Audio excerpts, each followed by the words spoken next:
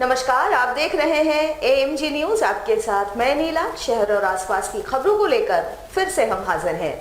जमशेदपुर शहर के संस्थापक जे.एन. टाटा की जयंती पर हर वर्ष की तरह इस वर्ष भी शहरवासी संस्थापक दिवस मना रहे हैं। शहर के तमाम चौक चौराहों के साथ साथ जुबली पार्क को भी अलौकिक विद्युत सज्जा से पाट दिया गया है। संस्थापक दिवस से पूर्व संध्या पर जुबली पार्क के विद्युत सज्जा का उद्घाटन किया गया। इस मौके पर टाटा स्टील के vice chairman Noel N Tata, Tata steel के MD TV Narendran, VP CS Chanakya Chaudhary समेत कई अतिथियों ने बटन दबाकर विद्युत सज्जा का उद्घाटन किया। वैसे लगातार आगामी 5 तारीख तक जुबली पार्क समेत पूरे शहर में विद्युत सज्जा का आनंद शहरवासी उठा सकेंगे। जुबली पार्क में अलग अलग विद्युत सज्जा के माध्यम से संस्थापक जे.एन. टाटा की जीवनी पर प्रकाश डाला गया है।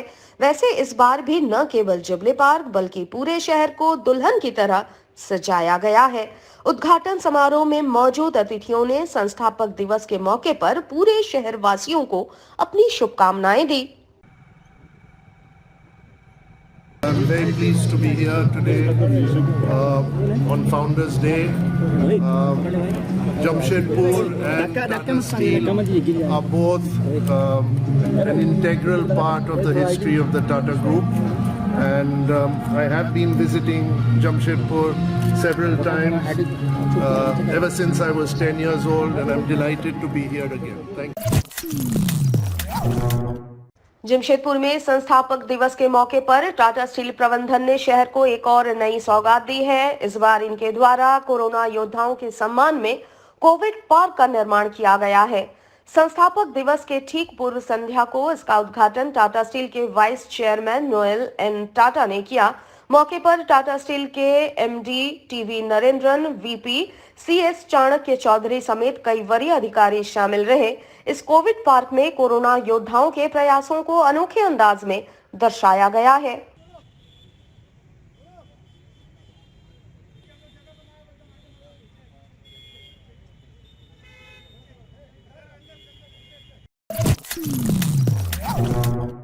रामगढ़ उपचुनाव का परिणाम एनडीए के पक्ष में आया है।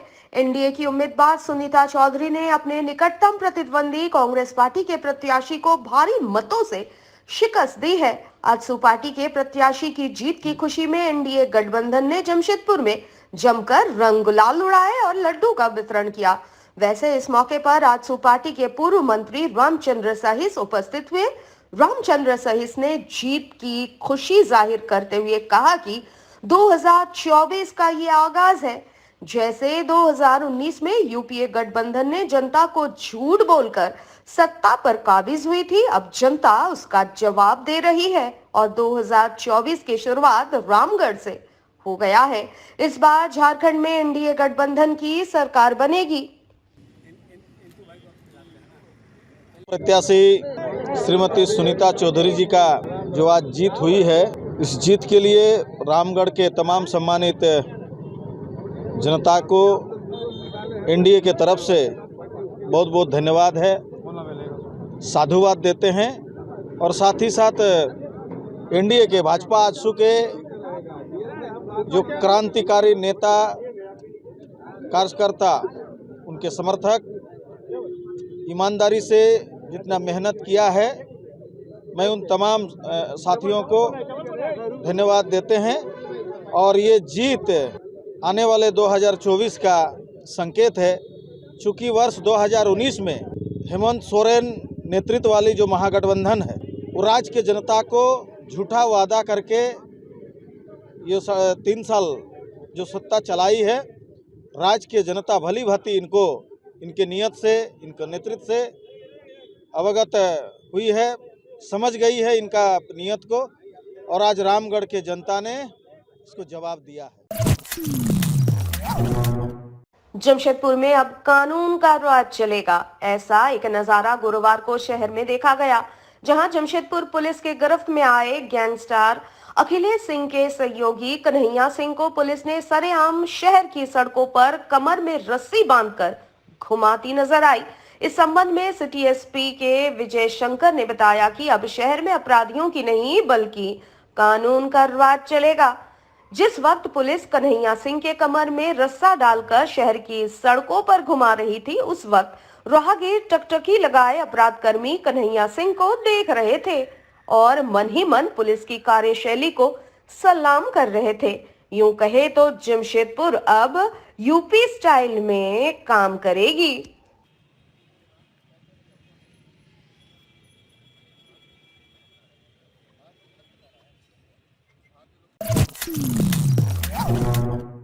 अखिल भारतीय ग्रामीण डाक सेवक संघ और ग्रामीण डाक सेवकों के राष्ट्रीय संघ की ओर से गुरुवार को बिष्टुपुर प्रधान डाकघर में एक दिवसीय धरना दिया गया। धरने पर बैठे कर्मचारी अपनी मांगों को लेकर नारेबाजी कर रहे थे और मांगे नहीं माने जाने पर 16 और 17 मार्च को हड़ताल पर रहने की चेतावनी दी। इनकी प्रमुख मांगों में जीडीएस समिति की ओर से 12, 24 और 36 वर्षों की सेवा के लिए वरिष्ठ जीडीएस को अतिरिक्त वेतन वृद्धि करने, 5 लाख रुपए तक की सामूहिक बीमा, 7 लाख रुपए तक की जीडीएस ग्रेच्युटी, जीडीएस चिकित्सा सुविधाओं में जीडीएस पेंशन एवं एसडीबीएस में बढ़ोतरी करने, निदेशालय में अवैज्ञानिक और अव्यवहारिक लक्ष्य तय करना बंद करने, निचले स्तर के अधिकारियों के लक्ष्य प्राप्ति के लिए जीडीएस की ओर से पेंशन और दबाव नहीं बनाने आदि मांगे शामिल है। धरने में श्रीधर पंडा, पीयू मुरलीधरन, एसएस महादेवैया आदि शामिल थे। ग्रामीण डाक सेवक का 12, 24, 36 का इंक्रीमेंट देने, 5 लाख का चिकित्सा सुविधा, ग्रेच्युटी, पेंशन आदि के लिए और टारगेट के नाम पर पूरा देश भर में परेशान किया जा रहा है। खास के सिंहभूम डिवीजन में भी बहुत जीडीएस को परेशान किया जा रहा है टारगेट के नाम पर। और हम लोग जो काम किए हैं, जो सब्सिट्यूट काम किया, उसको काम कराया गया है, वेतन नहीं दिया जा रहा है। और उसके बाद साहब लोगों का शोषण हम लोग के ऊपर जारी है। इसलिए एक दिवसीय धरना प्रदर्शन कर रहे हैं। फिर 16 और 17 मार्च को अगर सरकार नहीं सुनेगी तो 16 और 17 मार्च को 2 दिवसीय हम लोग हड़ताल में जाएंगे। आगामी 8 मार्च को होली का त्योहार मनाया जाएगा। इसको लेकर लोगों में खासा उत्साह जमशेदपुर में भी देखा जा रहा है। होली के पूर्व दिनों में लंबी दूरी की बसों में बुकिंग फुल नजर आ रही है। वैसे अब लोग बसों के साथ साथ ट्रेनों के माध्यम से भी अपने गांव जा रहे हैं। हालांकि होली के 2 दिन पूर्व यानी 5 और 6 मार्च को बिहार जाने वाली तमाम बसों की सीटें पूरी तरह से बुक हो चुकी है। अमूमन शहरवासी होली के त्योहार में गांव में पहुंचकर पूरे परिवार के साथ होली का त्योहार मनाते हैं। वैसे 5 मार्च से पूर्व के दिनों में फिलहाल बसों में सीटें उपलब्ध है और वो भी 2 दिनों के बाद फुल होने की उम्मीद जताई जा रही है। हाँ, 2 दिन भीड़ है, 5 और 6 को। उसके पहले भीड़ नहीं है यहाँ। कोरोना के बाद से, जब से लॉकडाउन के बाद से गाड़ी खुली है, शुरू हुआ। हाँ, आना जाना क्या शुरू हुआ है, अब समझिए कि रिस्पांस अच्छा नहीं है। इन्हें तो पहले के जब भी था, इसके पहले जब भी होली के समय में 1 सप्ताह 10 दिन भीड़ बहुत चलता था, बहुत रस रहता था, लेकिन अब नहीं है। क्या लगता है कि ट्रेन से भी लोग जा रहे हैं? हाँ, ट्रेन से तो बहुत लोग जा रहा है, भाड़ा कम है और ट्रेन का सुविधा भी ज़्यादा है। फरवरी के महीने से ही लौह नगरी तपने लगी है। गर्मी ने शहर में दस्तक दे दी है। गर्मी के दस्तक देते ही शहर के ग्रामीण इलाकों में पेयजल की समस्या शुरू हो गई है। वैसे इसे दुर्भाग्य ही कहा जा सकता है कि पिछले रघुबर दास की सरकार ने बागबेड़ा जलापूर्ति योजना की शुरुआत की थी, मगर 237 करोड़ की योजना में से 211 करोड़ का भुगतान संवेदक को किया जा चुका है, मगर अब तक योजना धरातल पर नहीं उतरी है, जिसका खामियाजा आज भी लोगों को भुगतना पड़ रहा है। क्षेत्र की जनता गर्मी शुरू होते ही भीषण पेयजल की समस्या से जूझने लगती है। हालांकि जिला प्रशासन एवं पंचायत प्रतिनिधियों की पहल पर गुरुवार से टाटा स्टील के सहयोग से बागबेड़ा क्षेत्र में टैंकर के माध्यम से जलापूर्ति शुरू की गई है। जिला परिषद सदस्य कविता परमार ने बताया कि जल्द ही जरूरत के हिसाब से टैंकर बढ़ाई जाएगी। इस साल गर्मी में किसी को पानी के लिए परेशान होने नहीं दिया जाएगा। वैसे अहम सवाल ये उठता है कि आखिर करोड़ों की योजना कब धरातल पर उतरेगी और लोगों को पेयजल की समस्या से निजात मिल पाएगा। गर्मी शुरू होते ही पानी का जो समस्या शुरू होने लगा था, तो हम लोगों ने डीसी के यहाँ आवेदन देकर के पानी की आपूर्ति करने के लिए आग्रह किया था और इसी के तहत तारापुर कंपनी द्वारा टैंकर की शुरुआत कर दी गई है। और हम लोग सभी जनप्रतिनिधि, सारे पंचायत के प्रतिनिधि मिल करके इसको सारे पंचायत में हम लोग टैंकर से पानी आपूर्ति का प्रयास करेंगे। जिस तरह से पानी की ज़रूरत है, इस तरह से हम लोग टैंकर भी बढ़ाने का बात कर रहे हैं। और मुझे लगता है कि 2-3 दिनों में समुचित जो पानी की आवश्यकता है पर्याप्त मात्रा में वो हर एक पंचायत में मिलना शुरू हो जाए। झारखंड बिजली वितरण निगम लिमिटेड की ओर से गुरुवार को करंडी बिजली कार्यालय में काम करने वाले कर्मचारियों के साथ बैठक की गई। बैठक में अधिकारियों की ओर से आवश्यक दिशा निर्देश भी दिए गए। बैठक में हर हाल में बिजली व्यवस्था सुचारू रखने का निर्णय लिया गया है। बिजली विभाग के अधिकारियों ने कहा कि वे सेफ्टी से भी कभी समझौता नहीं करने वाले हैं। अगर कोई बिजली खंभे पर बिना सेफ्टी के काम करते हैं तो उसे हटाने से भी पीछे नहीं हटेंगे। संबंधित कंपनी के खिलाफ भी कार्रवाई की जा सकती है। बताया गया कि बिजली विभाग का राजस्व पहले से बड़ा है। इस राजस्व को बरकरार रखने का लक्ष्य रखा गया है, जिसके लिए सभी को सहयोग करना होगा। राजस्व बढ़ने पर ही पावर खरीद कर उसे वितरित कर सकते हैं। गर्मी को देखते हुए मेंटेनेंस का काम पहले से ही चल रहा है। किसी एरिया में डिस्ट्रीब्यूशन ट्रांसफार्मर पर ज्यादा लोड है तो वहां पर दूसरा ट्रांसफार्मर लगाने को कहा गया है। पूरा काम मार्च में ही कर लेने को कहा गया है।